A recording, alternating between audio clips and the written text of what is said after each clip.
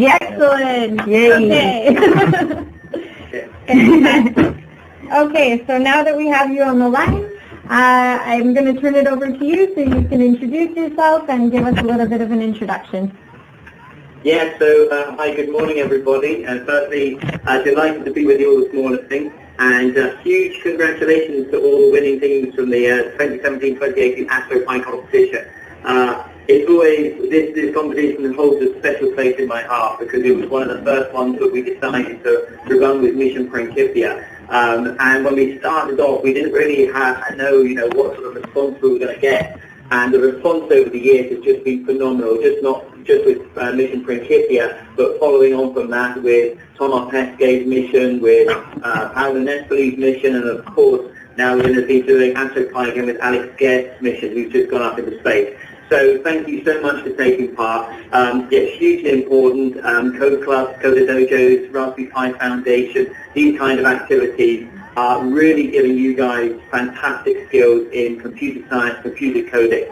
And what's so impressive is just the kind of innovation and the blue sky thinking that you've come up with these ideas of how to use an Astro Pi in space, be it using the infrared Earth observation imaging cameras, using the pixelation of the sensor for a radiation detector, calculating the speed of the ISS, looking at vegetation over planet Earth. I mean, the breadth and the scope of what you've done is absolutely amazing. So thank you so much for taking part. Congratulations on being part of the winning team. And I know we've only got about half an hour to talk, so I think I'll just hand it over to you guys to ask any questions that you might have.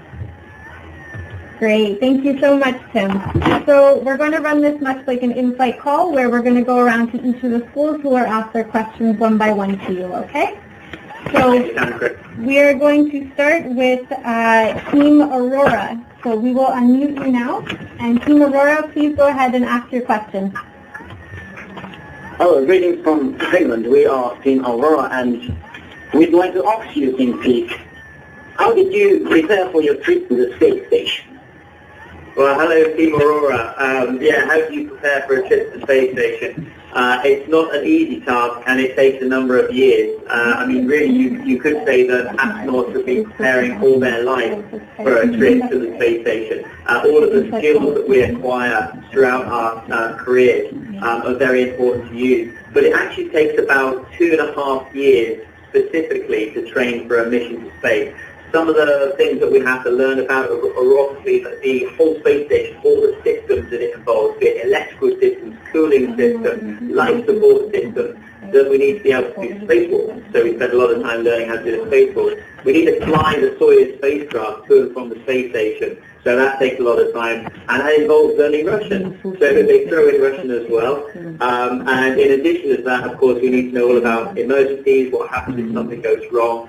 And something else that's very important for astronauts to do is to use the robotic arm, because a lot of our supply vehicles that come up to the space station, they don't dock automatically. They simply park themselves in a kind of holding orbit underneath the space station, and it's up to the astronauts to use the robotic arm and go and capture that visiting cargo vehicle. So there's a whole range of different skills that we need to learn and things that we need to prepare before a mission to the space station, which is why it takes about 2.5 years before you can launch. Great. Thank you so much, Tim. We're now going to move on to Team Earth Watchers. So we've unmuted you, and please go ahead and ask your question to Tim. Hello, we are the Earth Watchers from Sun Robotics Academy, Greece. And our question is, what do astronauts do for fun on the ISS? And be sure careful not to bump anything to the educational games or sports. So what do we do for fun on the ISS? Well, just being on the ISS is a huge amount of fun anyway. But specifically, we get a little bit of time to relax at the weekend. There's not really much time Monday to Friday, extremely busy. We work from about 7 a.m. to 7 p.m. and then we spend most evenings preparing for the next day. But on Saturdays, we get to do education programs. So in fact, a lot of the Astro Pi things that I was doing on my mission, I was doing them on a Saturday afternoon, which is great fun anyway. But actually, even unbeknown to Mission Control in Houston, there is a toy box on the International Space Station from various different things that astronauts have taken up over the past 18 years that we've had astronauts flying to the space station. And in there are some fun and games that we have. So, for example, the hydrophobic bats where you can play water ping pong with, they're in the toy box. There's even a couple of Nerf guns in the toy box, believe it or not. And firing a Nerf bullet down the length of the space station is quite a fun thing to do, to see how far it will actually go in microgravity.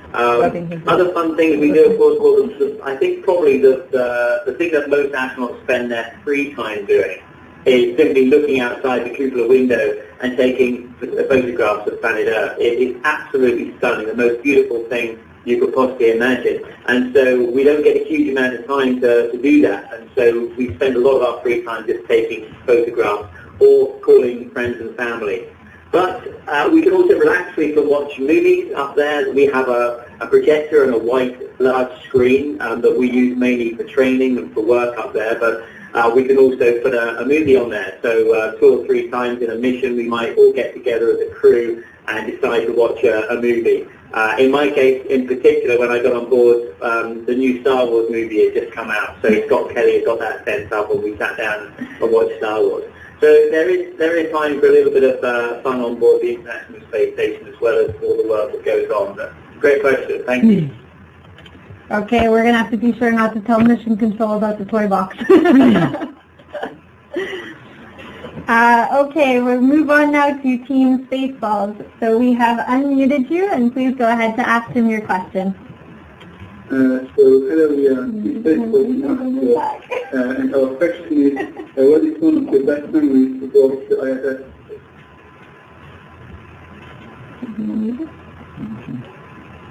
Great memories. It's hard to choose one, but I think for me, probably the best memory was being outside the space station on a spacewalk.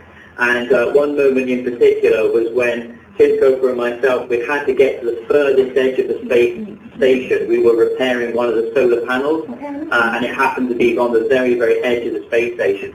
And we weren't able to repair sort of the electrical components until the sun went down, because it was effectively the circuit breaker. And of course, all the live electricity is going into the solar panel through this circuit breaker.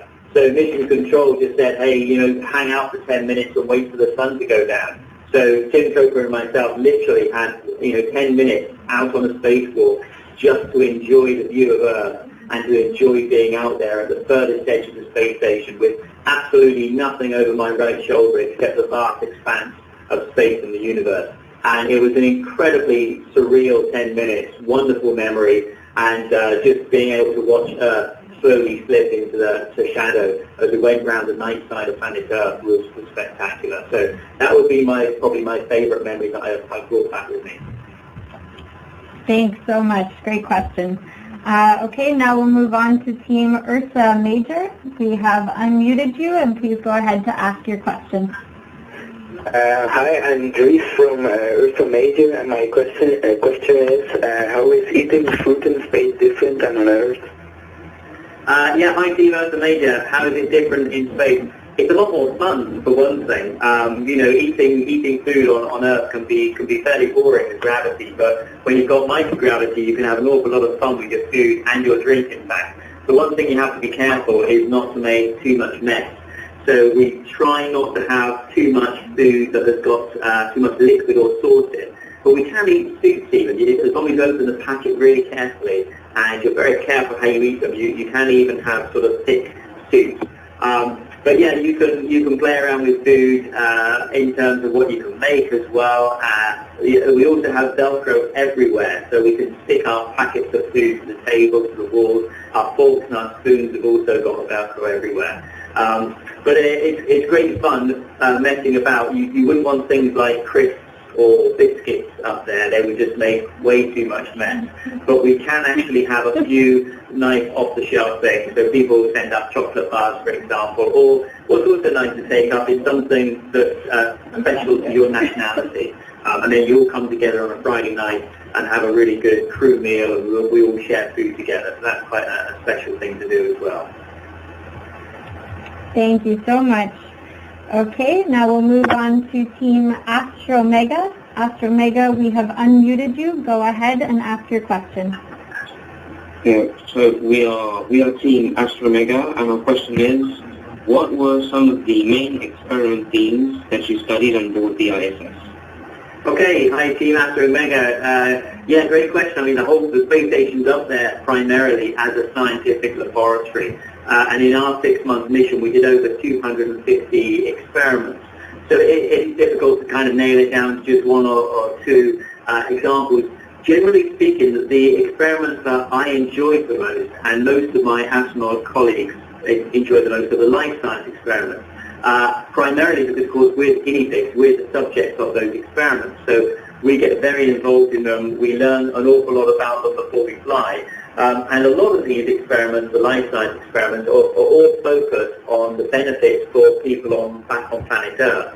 So they're incredibly valuable as well, whether we're studying about our heart, our lungs, our eyes, cardiovascular system, our immune system, our bone density to help things like osteoporosis, muscle wastage, for example. So all of these life science experiments, very important, and I actually really enjoy learning the medical aspects behind them. Coming from a sort of technical background, military test flying background, for me this was a new area, and I found it fascinating learning about the medicine behind a lot of these life science experiments. So they were some of the really fun experiments to do. But we're also doing some exciting stuff on the space station with new technologies, like researching new metal alloys, and also doing combustion experiments so that we can try and manufacture better propulsion engines for both back here on Earth and for space engines as well. So that kind of stuff is fascinating as well, working with real cutting-edge technology.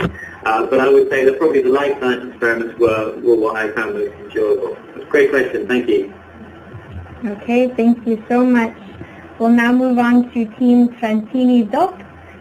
We have unmuted you. Please go ahead and ask your question to them. So, our team is Trentini Doc, and we from Trento, specifically Coderbaggio Trento. We are now at the art school with our partner in According. So, question is, What is the typical astronaut day like? Do you need to perform physical activity each day? Hello, yeah, hi Team Trentini Doc, great to speak to you this morning. Yes, you do have to do physical exercise every day. You can take one day off a week if you want to, but most astronauts exercise every day for about 2 hours. Part of that is actually for pleasure. Most of us enjoy being fit and healthy anyway, and so we like to work out. But also, if you can imagine on a space station, you float all day long, and you really don't use your muscles very much at all. It's very easy working on board the space station physically. The only time it's physically very, very hard is when you're on a spacewalk. But otherwise, inside the space station, for the most time, it's very easy. So we really actually enjoy, you really feel like doing some exercise at the end of the day. So be that jumping on the treadmill or on the bike machine, or we even have kind of a weight machine, although you can't actually lift weights in weightlessness, we use vacuum cylinders to provide resistance so we can exercise our muscles. So yes, we work out every day, but most of our days are spent doing a mixture of science experiments or maintaining the space station, as well as doing our fitness exercise and educational programs and other activities like that. But probably the science and the maintenance are the two things that take up most of our time. The space station's been up there for 20 years now. It's been occupied for 18 years. So you can imagine that it does take a little bit of care and maintenance to keep it going.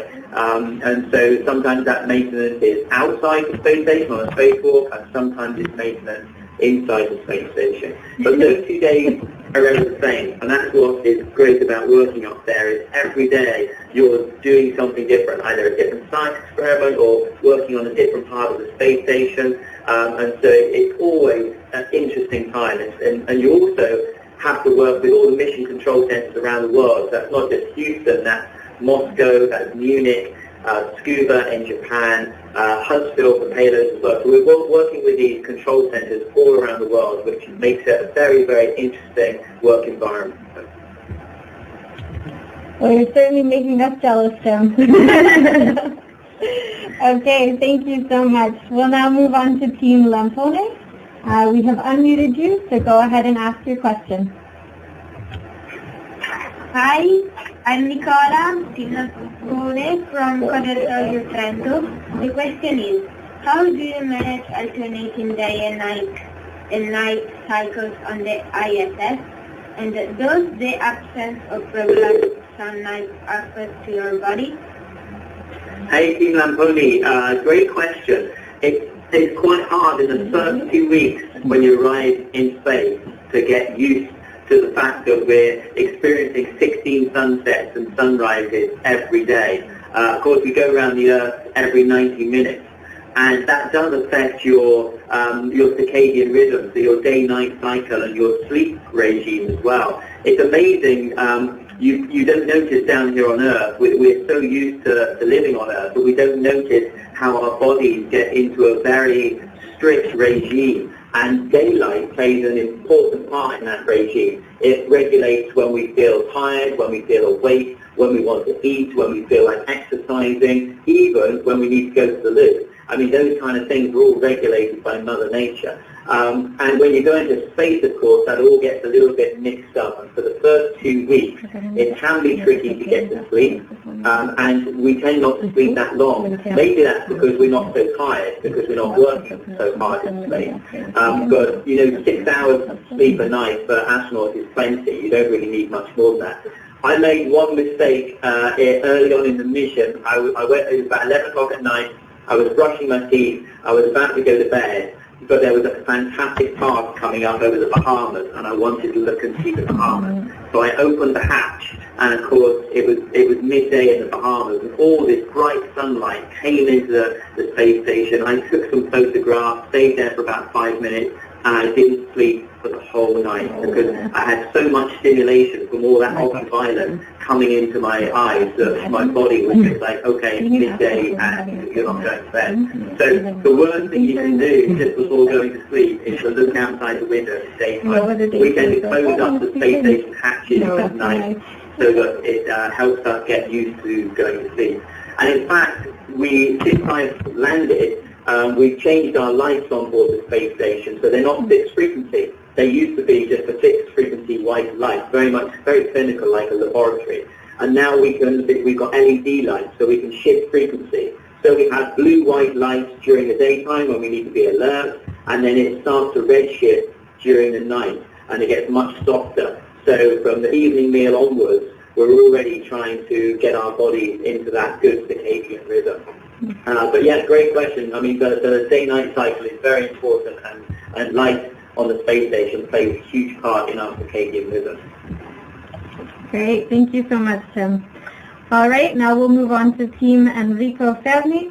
We have unmuted you, so please go ahead and ask your question. Hi, this is Enrico Fermi from Italy, and I want to ask you, how does space change your way of thinking? Hey, Team Enrico Fermi, good to speak to you this morning. How does it change your way of thinking? Wow, I think it changes you on a number of different levels.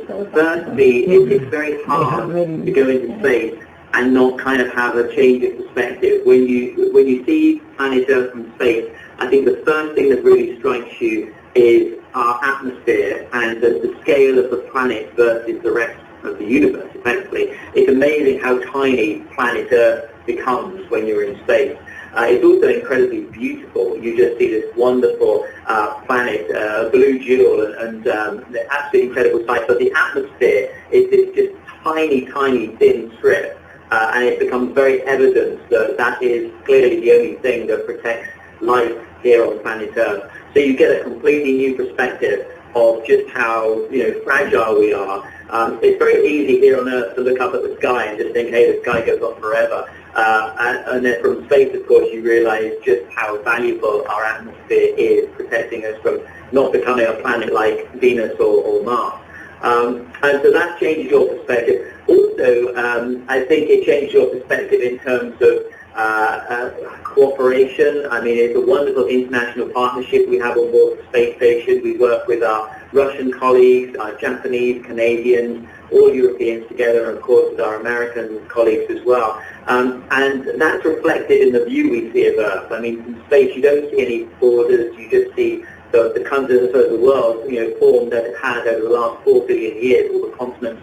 And it really does give you a new perspective of what we can achieve when we work together, when we cooperate, when we collaborate. And that's so important, not just in space exploration, but it's important in everything that we do around the world. So I think there's those two elements where your perspective really does change from working in space. Yeah, sure. Thank you so much. Okay, now we will move on to Team Canarias Uno. We have unmuted you, so please go ahead and ask your question to Tim. How do I make a green screen, or Josh?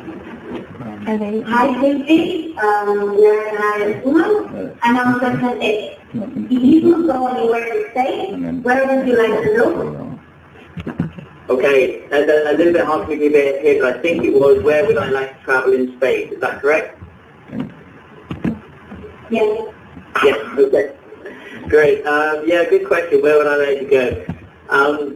Well, I probably would say Mars, because Mars I find a fascinating planet, and it's so interesting in terms of, a few billion years ago, 3 billion years ago, we think that Mars was quite similar to Earth in the fact that it had liquid oceans, and it could have supported life. We found very recently, in fact, the Curiosity rover on Mars has reported back that we found organic molecules in an ancient lake bed from Mars, so that we know it had heat from the sun, we know it had water, we know it had organic molecules. It's very possible that there was microbial life on Mars, or maybe even still is. Some bacteria is incredibly resilient. We know that because we take it into space, and we actually study bacteria in space outside the space station. A bacteria has survived for over a year in space. And so it's fascinating to think that Mars could have once harbored life, and could in the future, we hope, become another possible location where we can colonize and live and work on another planet. So for that reason, I find it absolutely fascinating. But there's also some really exciting space in the solar system that I hope that humans will get to travel to one day. The moons of Jupiter and Saturn, for example, Europa, Enceladus, where we've got liquid oceans underneath icy crusts, and also moons like Titan, Saturn's moon Titan, where it's just phenomenally low temperatures and pressures, that you've actually got liquid lakes, but not liquid water, they're liquid methane. I think it would be fascinating to go there and to explore. So I think our solar system provides an abundance of wonderfully exciting places to go and visit. Great. Thank you so much, Tim. All right, we will move on to our final question from Team Dark Side of Light. You have been unmuted, so please go ahead and ask your question. Hi, I'm Alexa, and this is Adele, and we're from the Dark Side of Light in Canada. And our question is, did you face any challenges on the journey to becoming an astronaut, and how did you overcome them? Okay, Team Dark Side of Light. Yeah, good to speak to you this morning, and a good question. Challenges, yes, you face plenty of challenges in the whole journey in going to space. I mean, one of the greatest challenges, of course, is getting selected as an astronaut. When I applied, there were 8,413 candidates, all going for what was then just 4 jobs. And I took that as just a learning experience. The whole selection process, I just took it one step at a time. I decided that I would give everything, of course, 110%, very positive attitude, but I would try not to be too disappointed if I didn't get selected. I never went in there with, thinking that I was actually going to make it all the way through. I just focused on one thing at a time, and it was only towards the latter stages of the selection process that I really started to believe that I actually had a genuine chance of being selected as an astronaut. But I think really a lot of the skills that a lot of astronauts share are things like soft skills, so communication, teamwork, leadership, followership, self-confidence to a degree as well. And these are skills that are learned throughout your whole life. And for me, I think that started off, way back when I was a Cub Scout and went into the cadet force at school, all of the sort of extracurricular activities you do that give you all of these additional personality and character building skills, so that really helps. In terms of challenges with the training specifically, for me it was language. I can't, my background, as I said, is technical, so science and maths was not too much of a problem, and I absolutely loved learning about technical systems and spacewalking and the spacecraft, the Soyuz spacecraft, for example. Learning a language for me in my late 30s to have to speak Russian was very, very hard. I had, French GCSE was the maximum language ability I had before that. So I really had to go back to school and work extremely hard to speak Russian, to learn how to speak Russian. But it just goes to show that if if you have a right positive attitude, and if you work hard, and if you're motivated, you really can achieve anything that you set your mind to. And that's certainly something that I learned myself when I was learning Russian. Okay, thank you so much, Tim. So I'm aware we only have a few minutes left, and to all of the teams, Tim has had a chance to look over your experiments and see your project descriptions. So I'm going to turn it back over to you, Tim, just to give your goodbye remarks to us, and maybe if you have any comments for the team. Yeah, well, it's been wonderful speaking to you this morning. Thank you so much for your great questions.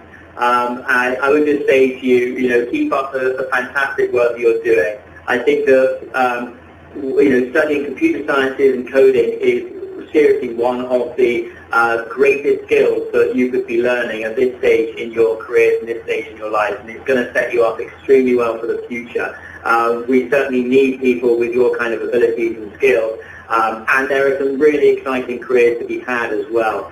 So fantastic that you got involved in the Astro Pi challenge. I'd encourage you to try and keep the good work going and tell your friends about it as well, and get more people involved. But thank you very much. I'm certainly going to be following Alice's mission very closely, and the new set of Astro Pi challenges that are coming up, and I wish you all the very best of luck in the future. So thank you very much, and keep up the great work. Great. Thank you so much, Tim. We're going to quickly go around to all of the teams so they can say a quick goodbye to you and give you a wave.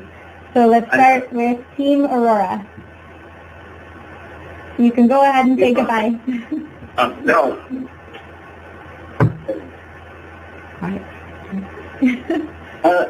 Thank you, Tim Peake. Thank you so much for answering our question. It's been very lovely. Wonderful. Thank you, Team Aurora. Good to speak to you. Thank you, Team Aurora. Okay, and on to Team Earth Watchers. I think it was a really enjoyable experience.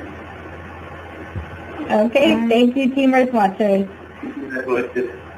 Team Spaceballs. Thank you for that experience. Bye. Okay. Thank you. On to Team Ursa Major. Bye. Thank you for your time and experience. Great. Thanks so much. On to Team Astro Mega. Thank you for this wonderful experience. Okay. Bye. Thanks, guys. Bye. On to Team Chantini Doc. Thank you so much. Okay. Thank you. Team Lampone. Thank you. Your first step was fantastic. Okay. Great speaking to you this morning. Team Enrico Fermi. Thank you all, Atisa, for giving us this opportunity, and good luck to everyone. Goodbye. Bye. Okay. Thank you. To Team Canarias Uno. Thank you for your meeting, and remember what our internal temperature. Thank you very much. Thank you, guys. Okay. Bye-bye. And finally, Team Dark Side of Light. Thank you so much for coming and speaking with us today. It was really interesting and inspirational. Thank you so much. Bye. Thank you. It's been an absolute pleasure talking to you this morning. Thank you very much. Okay, from all of us here at ESA, we just wanted to give a shout out to the Raspberry Pi Foundation, who is collaborating with us on this project. Also to our colleague Dave, who unfortunately couldn't be here today, but he was a big part of the program too. So from Elsa, Josh, and myself, thank you, Tim. Thank you to our wonderful teams. And hopefully we will talk to you soon and look out for some of our new news articles going up. All right. Goodbye, everyone. Bye. Bye-bye.